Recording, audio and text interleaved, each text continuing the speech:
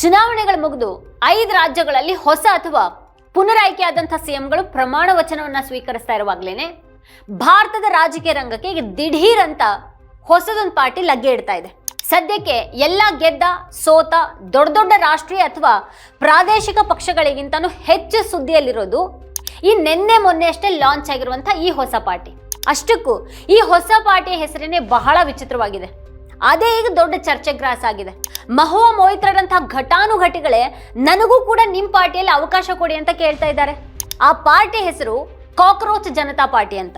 ಇತ್ತೀಚೆಗೆ ದೇಶದ ಅತ್ಯುನ್ನತ ನ್ಯಾಯಾಲಯದ ಮುಖ್ಯ ನ್ಯಾಯಮೂರ್ತಿಗಳೇ ಸಾಮಾಜಿಕ ಜಾಲತಾಣಗಳಲ್ಲಿ ಸಕ್ರಿಯವಾಗಿರುವಂತಹ ಯುವ ಜನತೆ, ಪತ್ರಕರ್ತರನ್ನ ಮತ್ತೆ ಮಾಹಿತಿ ಹಕ್ಕು ಕಾರ್ಯಕರ್ತರನ್ನ ಉದ್ಯೋಗ ಇಲ್ಲದ ಜಿರಳೆಗಳು ಮತ್ತೆ ಪರಾವಲಂಬಿಗಳು ಅಂತ ಕರೆದು ತೀವ್ರ ಆಕ್ರೋಶಕ್ಕೆ ಗುರಿಯಾಗಿದ್ರು.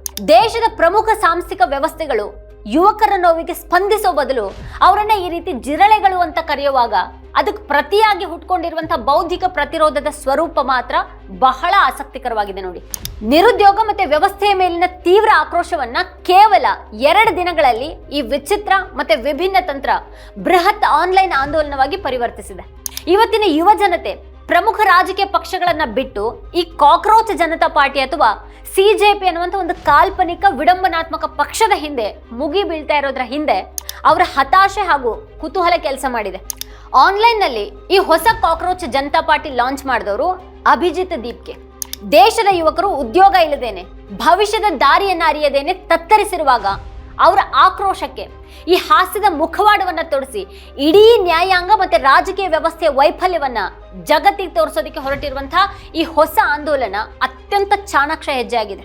ಸದ್ಯ ಸಾಮಾಜಿಕ ಜಾಲತಾಣಗಳಲ್ಲಿ ವೈರಲ್ ಆಗಿರುವಂತಹ ವಿಡಿಯೋಗಳ ಪ್ರಕಾರ ಈ ಕಾಕ್ರೋಚ್ ಜನತಾ ಪಾರ್ಟಿಯ ಅಸಲಿ ಆಕರ್ಷಣೆ ಇರೋದು ಅದು ದೇಶದ ಮುಂದಿಟ್ಟಿರುವಂತಹ ಅತ್ಯಂತ ತಮಾಷೆಯ ಮತ್ತೆ ಅಷ್ಟೇ ಚಿಂತನೆ ಹಚ್ಚುವಂತಹ ಅದರ ಚುನಾವಣಾ ಪ್ರಣಾಳಿಕೆ.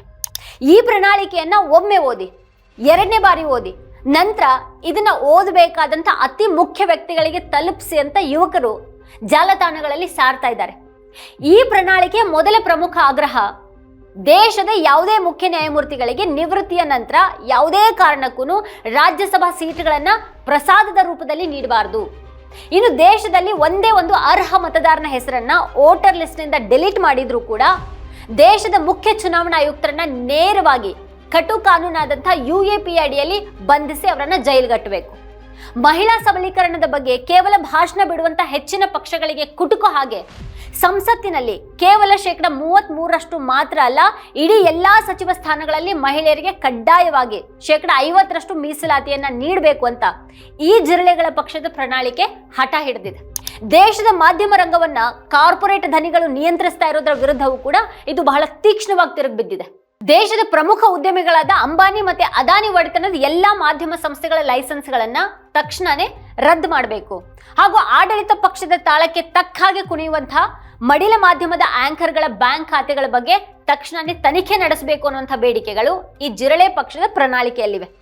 ಇನ್ನು ಪ್ರಜಾಪ್ರಭುತ್ವವನ್ನು ಹರಾಜಿಗಿಟ್ಟಿರುವಂತಹ ಈ ರಾಜಕಾರಣಿಗಳಿಗೆ ಬಿಸಿ ಮುಟ್ಸೋದಿಕ್ಕೆ ಒಂದು ಪಕ್ಷದಿಂದ ಗೆದ್ದು ಮತ್ತೊಂದು ಪಕ್ಷಕ್ಕೆ ಜಿಗಿಯುವಂತ ಯಾವುದೇ ಶಾಸಕ ಅಥವಾ ಸಂಸದರನ್ನ ಮುಂದಿನ 20 ವರ್ಷಗಳ ಕಾಲ ಯಾವುದೇ ಚುನಾವಣೆಯಲ್ಲಿ ಸ್ಪರ್ಧೆ ಮಾಡದೇ ಇರೋ ಹಾಗೆ ಮತ್ತೆ ಯಾವುದೇ ಸಾರ್ವಜನಿಕ ಹುದ್ದೆಯನ್ನ ಅಲಂಕರಿಸಿದ ಹಾಗೆ ಸಂಪೂರ್ಣವಾಗಿ ನಿಷೇಧ ಮಾಡಬೇಕು ಅನ್ನುವಂಥ ಒಂದು ಕಠಿಣ ನಿಯಮವನ್ನ ತರಲಿದೆಯಂತೆ.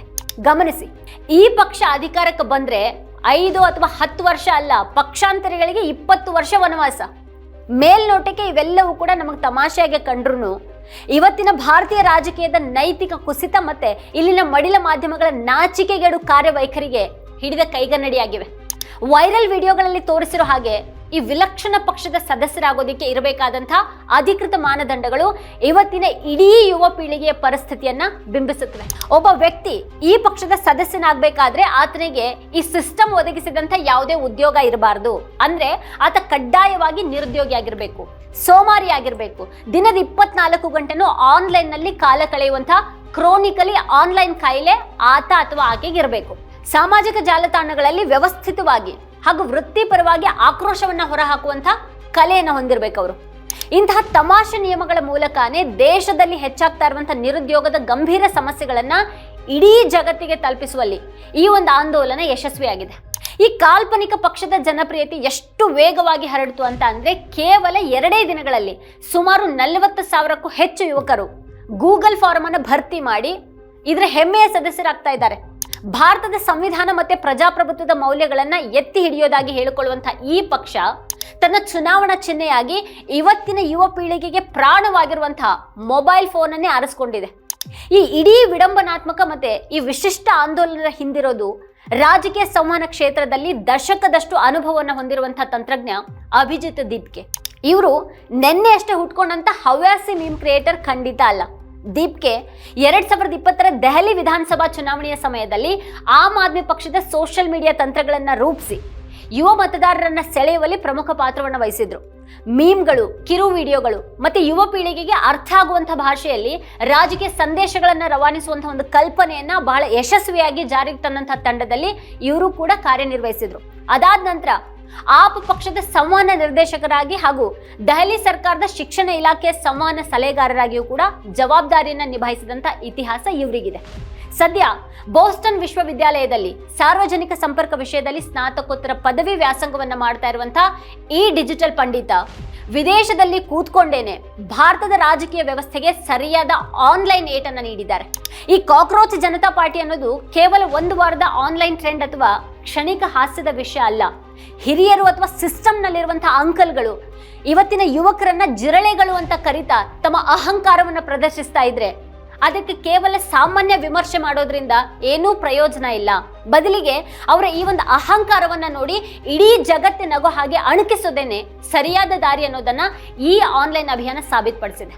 ದೇಶದ ಸರ್ಕಾರ, ನ್ಯಾಯಾಂಗ ಹಾಗೂ ಇತರ ಪ್ರಮುಖ ಸಾಂಸ್ಥಿಕ ವ್ಯವಸ್ಥೆಗಳು ಸಾಮಾನ್ಯ ಜನರ ಮತ್ತೆ ಯುವ ಜನತೆಯ ಸಮಸ್ಯೆಗಳನ್ನ ನಿರ್ಲಕ್ಷಿಸ್ತಾ ಇರುವಂತಹ ರೀತಿಗೆ ಪ್ರತಿಯಾಗಿ ಹುಟ್ಕೊಂಡಿರುವ ಬೌದ್ಧಿಕ ಪ್ರತಿರೋಧ ಇದಾಗಿದೆ. ದೇಶದ ತೆರಿಗೆದಾರರ ಹಣದಲ್ಲಿ ಐಷಾರಾಮಿ ಜೀವನ ಮಾಡುವಂತಹ ರಾಜಕಾರಣಿಗಳ ನಡುವೆ ಪ್ರಜಾಪ್ರಭುತ್ವವು ಸಾಮಾನ್ಯ ಜನರನ್ನ ಕೀಟಗಳ ಹಾಗೆ ನಡೆಸ್ಕೊಂಡ್ರೆ ಅದೇ ಕೀಟಗಳು ಒಟ್ಟಾಗಿ ಸೇರ್ಕೊಂಡು ಈ ಇಡೀ ವ್ಯವಸ್ಥೆಯ ಬುಡವನ್ನೇ ಅಲ್ಲಾಡಿಸಬಲ್ಲವು ಅನ್ನುವಂತಹ ಒಂದು ಕಟು ಸತ್ಯವನ್ನ ಈ ಚಳುವಳಿ ನೆನಪಿಸ್ತಾ ಇದೆ. ಒಟ್ನಲ್ಲಿ ದೇಶದ ರಾಜಕೀಯ ಪಕ್ಷಗಳ ಒಣ ಹಾಗೂ ಈ ಸುಳ್ಳು ಭಾಷಣಗಳಿಗಿಂತ ಈ ಜಿರಳೆಗಳ ಮೌನ ಮತ್ತೆ ವ್ಯಂಗ್ಯನೇ ಇವತ್ತಿನ ಪ್ರಜಾಪ್ರಭುತ್ವಕ್ಕೆ ಒಂದು ಹೊಸ ಚೈತನ್ಯವನ್ನ ನೀಡ್ತಾ ಇದೆ ಅನ್ನೋದ್ರಲ್ಲಿ ಯಾವುದೇ ಸಂಶಯನೇ ಇಲ್ಲ. ವೀಕ್ಷಕರೇ, ಈ ಕುರಿತು ನಿಮ್ಗೇನು ಅನ್ಸುತ್ತೆ, ಏನು ಅಭಿಪ್ರಾಯ ಇದೆ ಅದನ್ನ ವಿಡಿಯೋ ಕೆಳಗಡೆ ಕಮೆಂಟ್ ಮಾಡಿ ನಮಗೆ ತಿಳಿಸಿ. ಇದೇ ಹೊತ್ತಿನ ಸ್ಪೆಷಲ್ ನೋಡ್ತಾ ಇರಿ ವಾರ್ತಾಭಾರತಿ. ನೀವಿನ್ನು ವಾರ್ತಾಭಾರತಿ ಯೂಟ್ಯೂಬ್ ಚಾನಲ್ ಅನ್ನು ಸಬ್ಸ್ಕ್ರೈಬ್ ಮಾಡಿಲ್ಲ ಅನ್ನೋದಾದ್ರೆ ಈ ಕೂಡಲೇ ಸಬ್ಸ್ಕ್ರೈಬ್ ಮಾಡಿ, ಹಾಗೆ ಪಕ್ಕದಲ್ಲೇ ಇರುವಂತಹ ಬೆಲ್ ಐಕಾನ್ ಪ್ರೆಸ್ ಮಾಡಿ ನಮ್ಮನ್ನ ಪ್ರೋತ್ಸಾಹಿಸಿ. ನಮ್ಮ ಕಾರ್ಯಕ್ರಮಗಳನ್ನ ನೀವು ನೋಡ್ತಾ ಇದ್ರೆ ನಮ್ಮ ಚಾನೆಲ್ ಅನ್ನ ಸಬ್ಸ್ಕ್ರೈಬ್ ಮಾಡಿ, ಪಕ್ಕದ ಬೆಲ್ ಐಕಾನ್ ಒತ್ತಿ ನಮ್ಮನ್ನ ಬೆಂಬಲಿಸಿ. ಹಾಗೆ ನಮ್ಮ ಕಾರ್ಯಕ್ರಮಗಳನ್ನ ಲೈಕ್ ಮಾಡಿ, ಕಮೆಂಟ್ ಮಾಡಿ, ಅದನ್ನ ಬೇರೆಯವರಿಗೂ ವಾಟ್ಸ್ಆಪ್ ಮೂಲಕ ಶೇರ್ ಮಾಡಿ. ನೀವು ಹೀಗೆ ಮಾಡಿದಾಗ ನಮ್ಮ ಚಾನೆಲ್ ಇನ್ನಷ್ಟು ಮತ್ತಷ್ಟು ಜನರಿಗೆ ತಲುಪಲು ನೀವು ನಮ್ಮೊಂದಿಗೆ ಸಹಕರಿಸಿದ ಹಾಗಾಗುತ್ತೆ. ಇದು ನೀವು ಯಾವುದೇ ಖರ್ಚಿಲ್ಲದೆ ಕೆಲವೇ ಸೆಕೆಂಡುಗಳಲ್ಲಿ ನೀಡಬಹುದಾದ ಸಹಕಾರ. ಧನ್ಯವಾದಗಳು.